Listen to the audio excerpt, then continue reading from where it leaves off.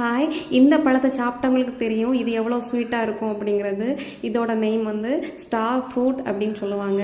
இந்த பழம் பார்க்குறதுக்கு மட்டும் அழகாக இருக்காது, சாப்பிட்டு பார்த்தாலும் அவ்வளோ ஸ்வீட்டாக இருக்கும், அழகாக இருக்கும். அதுவும் இந்த எல்லோயிஷாக இருக்க பழங்கள் தான் புளிக்காது, நல்ல டேஸ்ட்டாகவும் ஸ்வீட்டாகவும் இருக்கும். சாப்பிடும்போது கட் பண்ணி பார்த்தா ஸ்டார் மாதிரி இருக்கா, இதனாலே இதை ஸ்டார் ஃப்ரூட் அப்படின்னு சொல்லுவாங்க. பார்க்கும்போது ஸ்டார் ஷேப்பில் இருக்கா, அழகாக இருக்கு இல்லையா பார்க்குறதுக்கு. இந்த பழத்தை எங்கள் ஊரில் புளிச்சிக்காய் அப்படின்னு சொல்லுவாங்க, ஸ்டார் புளிச்சிக்காய் அப்படின்னு சொல்லுவாங்க.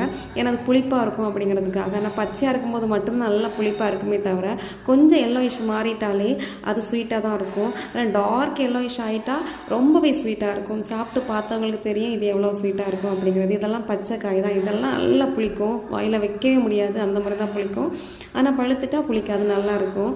ஒரு குட்டி பிளான்ட் தான், பிளான்ட் ஃபுல்லாக காய் தான், அழகாக கொத்து கொத்தாக காய்ச்சிருக்கு. அதுலேயும் குட்டியாக தான் இருக்குது பிளான்ட்டு. கைக்கு எட்டுற தூரத்துலேயே பறிக்கலாம். எனக்கு அது ஒரு சந்தோஷம். கைக்கு எட்டுற தூரத்தில் நிற்கிறது பார்க்குறதுக்கு அழகு.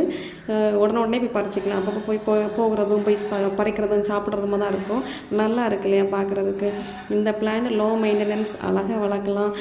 தொடர்ந்து காய்ச்சிக்கிட்டே இருக்கும், பூக்கள் கொடுக்கும், காய்க்கும். அதுக்கப்புறமா காய் முடிஞ்ச வர மறுபடியும் பூக்கள் கொடுக்கும், திரும்ப காய்ச்சிட்டே இருக்கும்.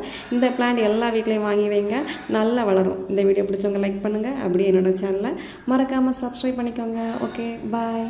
ஒரு காய் எவ்வளோ அழகாக இருக்குது பார்த்தீங்களா?